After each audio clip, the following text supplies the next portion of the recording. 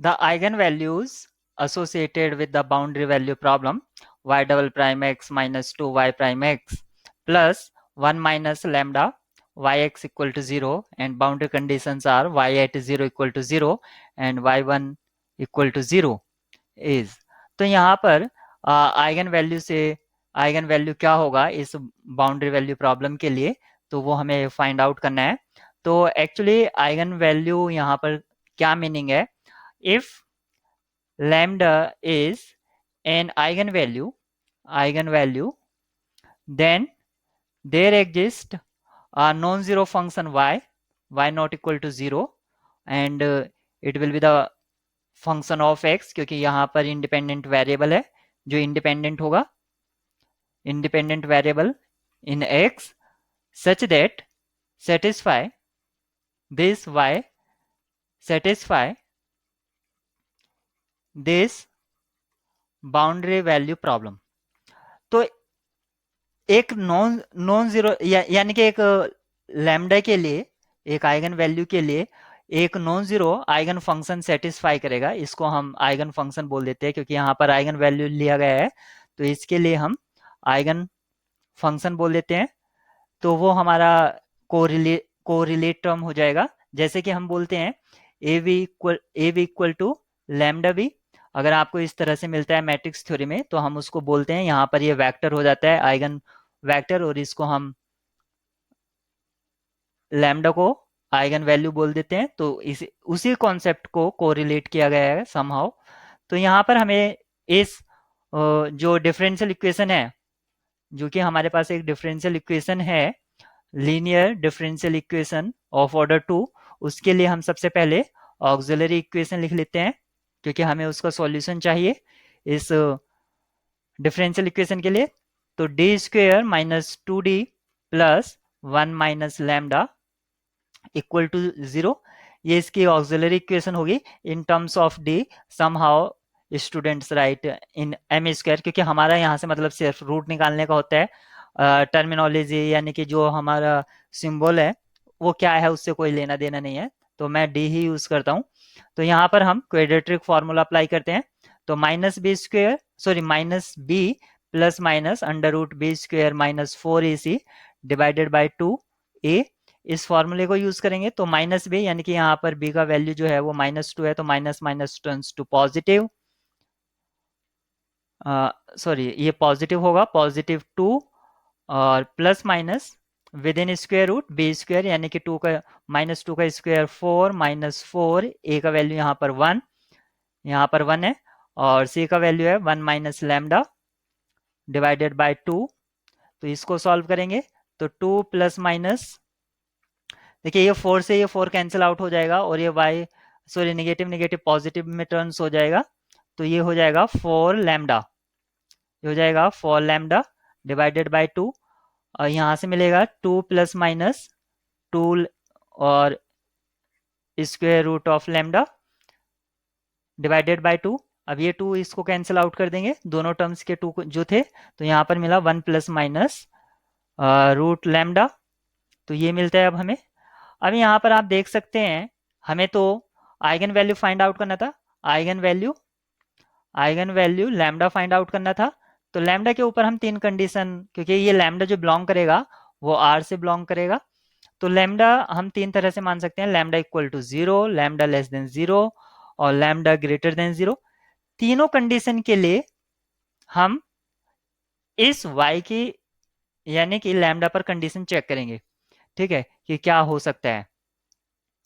तो हमें तो आइगन फंक्शन निकालना है, नॉन जीरो आइगन फंक्शन। तो सबसे पहले केस 1 ले लेते हैं, व्हेन लैम्डा इक्वल टू 0। यहाँ पर अगर मैं यहाँ पर 0 पुट कर देता हूँ जो कि हमारा है 1 plus minus within square root lambda, यहाँ पर अगर मैं 0 पुट करूंगा तो ये हो जाएगा 1 प्लस माइनस 0, फाइनली ये 1 ही रहेगा। तो आपके जो रूट्स हैं, क्योंकि क्वेड्रेटिक ऑक्सिलरी इक्वेशन थी जो थी हमारी, उसको लिखने की जरूरत नहीं है, ये सेकंड ऑर्डर की थी, तो इसके जो रूट्स होंगे वो 1 1 होंगे, रिपीटेड रूट्स हो गए, रिपीटेड एंड इक्वल। तो यहाँ पर इसका जो कॉम्प्लीमेंट्री फंक्शन होगा वही इसका आइगन फंक्शन होगा, क्योंकि यहाँ पर आर एच एस जो है, आर एच एस आप यहाँ पर देख सकते हैं, इसकी जो आर एच एस है वो 0 है, तो इसका जो कॉम्प्लीमेंट्री फंक्शन है वही इसका सॉल्यूशन होगा। तो कॉम्प्लीमेंट्री फंक्शन यहाँ से क्या मिलेगा, c1 प्लस c2 x e raise to the power 1x, यानी कि सिंपल x यहाँ पर मैं कह सकता हूँ। तो ये हमें yx मिल गया है। अब इसमें जो बाउंड्री बाउंड्री कंडीशंस थी वो हमने इसमें पुट किया। बाउंड्री कंडीशन क्या थी, y एट 0 इक्वल टू 0 और y एट 1 इक्वल टू 0, ये बाउंड्री कंडीशन थी। तो इसमें पुट करते हैं, तो सबसे पहले 0 पुट करते हैं, तो y एट 0 इक्वल टू 0 है। यहाँ से क्या मिलेगा, जहाँ जहाँ x आया है वहाँ 0 पुट कर दीजिए, तो ये टर्म 0 हो जाएगी और यहाँ पर इसका वैल्यू 1 हो जाएगा। तो c1, तो यहाँ से आपको क्या मिलता है, c1 इक्वल टू 0। अगर यहाँ पर अगर हम रखेंगे, अगर हम इसमें c1 0 रखेंगे तो क्या मिलेगा, yx equal to c2x e raise to the power x, ये मिलेगा। सेकंड हमें जो कंडीशन दी है y एट 1 इक्वल टू 0, तो वो भी हम यूज कर लेते हैं, y एट 1 इक्वल टू 0, तो यहाँ पर रखते हैं, तो c2 इंटू ई, ये हमें इस तरह से मिलेगा। अभी यहाँ पर आप देख सकते हैं ये जो e है ये नॉट इक्वल टू 0 है, तो आपको c2 भी यहाँ से क्या मिल जाता है, c2 भी आपको यहाँ से 0 मिल जाता है, यानी कि c1 and c2 both are 0। अगर c1 और c2 दोनों ही 0 हो गए तो ये जो यहाँ पर हमने लिया है ये क्या हो गया, yx क्या हो गया, 0 हो गया। और हमें तो नॉन जीरो आइगन फंक्शन चाहिए था, तो lambda equal to 0 eigen value not possible. ये जो आइगन वैल्यू है ये पॉसिबल ही नहीं है, नॉट पॉसिबल। अब हम चेक करेंगे लैम्डा लेस देन 0 और लैम्डा ग्रेटर देन 0। अब हमारे पास दो ही पॉसिबिलिटी हैं, तो लैम्डा लेस देन 0 को हम पहले लिख लेते हैं। तो यहाँ पर हमारा जो था 1 प्लस माइनस रूट लैम्डा, ये हमारा आया था, तो इसको देख लेते हैं। तो केस 2 कर रहे हैं अब हम, case 2 when lambda less than 0, तो 1 प्लस माइनस रूट लैम्डा जो हमारा था। अब इसमें लैम्डा लेस देन 0 पुट करेंगे और ये विद इन स्क्वेयर है, तो यहाँ पर हम मान लेते हैं lambda equal to minus alpha square.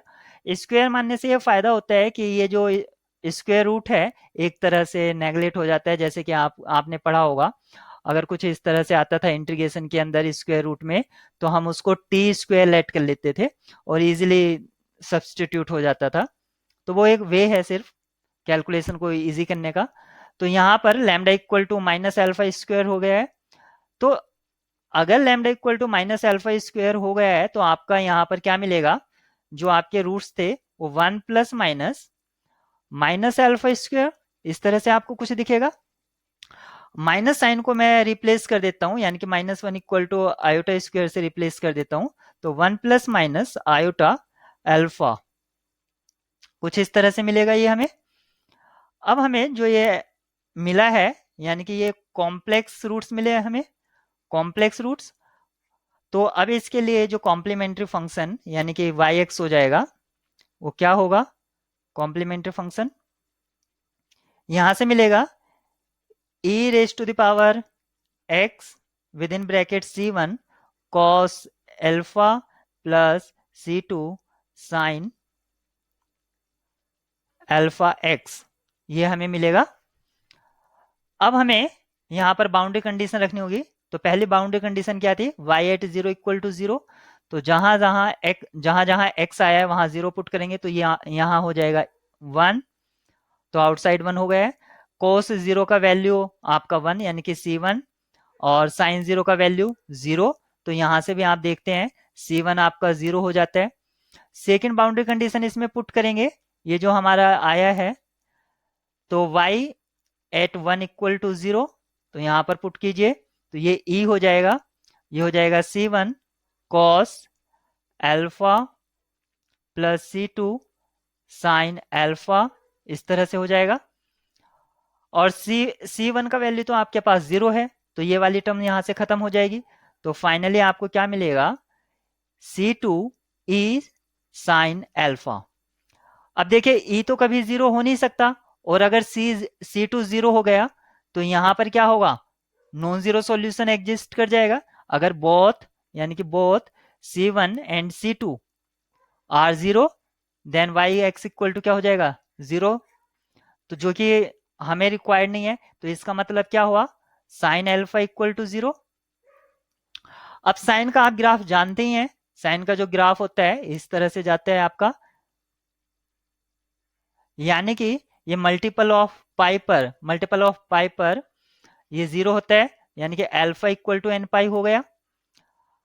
तो हमने जो माना था lambda equal to minus alpha square माना था, जो आइगन वैल्यू था वो हमने इस तरह से माना था। अगर मैं एन को यहां पर जीरो पुट कर देता हूं, क्योंकि यहां पर एन क्या है, इंटीजर है, अगर एन को मैं जीरो पुट कर देता हूं तो अल्फा आपका जीरो हो जाता है, यहाँ से अल्फा जीरो हो जाएगा, और अल्फा जीरो हो जाएगा तो लैम्डा जीरो हो जाएगा, जो कि हमने पहले ही केस जो है इसका ऑलरेडी डिस्कस कर लिया, डिस्कस्ड। तो अब यहाँ पर जो है एन को हम जीरो नहीं ले सकते हैं, निगेटिव वैल्यू आप छोड़ दीजिए, क्योंकि यहाँ पर अगर आप देखेंगे जो दिया गया है वो एन इक्वल टू 1 2 3 दिया है, तो आप इसको रेस्ट्रिक्ट कर दीजिए। जो आप यहाँ पर, अब यहाँ पर जेड लिया था उसमें से जीरो तो बाहर करना ही है, इसको और रेस्ट्रिक्ट कर दीजिए। तो आप इसको नेचुरल नंबर पर रेस्ट्रिक्ट कर दिया हमने, इस सेट को थोड़ा स्मॉल ले लिया। तो अब हमारा जो है, अगर हम यहाँ पर alpha equal to N pi ले लेते हैं और N belongs to set of natural number, then आपका जो सी मतलब यहाँ से मिलेगा वाई एक्स, यहाँ पर देख सकते हैं ये जो हमें मिल रहा है ये आपको नॉन जीरो मिल जाएगा, सॉरी ये नहीं, कहाँ है वाई एक्स, यहाँ पर सी वन हो गया था, और सी वन को फिर हमने पुट किया था, तो सी वन को हमने यहाँ पर जीरो पुट किया। हाँ, ये वाला इक्वेशन जो है देख रहे हैं आप, मैं इसको हाईलाइट कर देता हूँ थोड़ा, ये तो यहाँ पर C1 तो जीरो हो ही गया था, तो आपको जो बचता है वो C2 बचता था, यहाँ पर बचा। तो C2 जो है आपका एक तरह से हमने नॉन जीरो मान लिया है यहाँ पर, क्योंकि हमने जो ये माना था, जो वाई एक्स आया था हमारा, क्या आया था, Y X equal to C2 sine alpha X, ये आया था हमारे पास। तो यहाँ पर ई भी था, तो ये सॉल्यूशन हमारा एग्जिस्ट कर रहा है जो कि नॉन जीरो है, यानी कि Y X equal to non zero, तो वो हमें चाहिए ही था। तो अल्फा अल्फा का यहाँ पर जो वैल्यू है वो एन पाई है, तो लैम्डा का जो वैल्यू है, lambda equal to minus alpha square हमने यूज किया था, तो यहाँ पर क्या हो जाता है, माइनस एन पाई स्क्वायर, इस तरह से ये हो जाता है। तो मैंने दोनों को इंडिविजुअल कर लिया, और एन जो है आपका सेट ऑफ नेचुरल से बिलोंग कर रहा है, यानी कि 1 2 3 इस तरह से एंड सो ऑन। तो यहाँ पर लैम्डा इक्वल टू आपका ये कंडीशन को फॉलो करता है। तो यहाँ पर आप मैच करते हैं किसके लिए है, तो आप देख सकते हैं सी पार्ट में lambda equal to minus pi square N square, where N equal to 1 2 3, option C में हमें यहाँ पर मैच कर रहा है कंडीशन।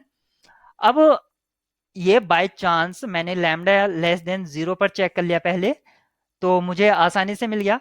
अगर कोई लैम्डा ग्रेटर देन जीरो पर चेक करता पहले, तो फिर उसको फाइनली इसी पर भी चेक करना होता, हो सकता है यहाँ पर बाय लक मुझे मिल गया। तो लैम्डा ग्रेटर देन जीरो पर आपको कोई भी आइगन फंक्शन नहीं मिलेगा, तो यहाँ पर आपका जो सी ऑप्शन था वो करेक्ट हो जाता है।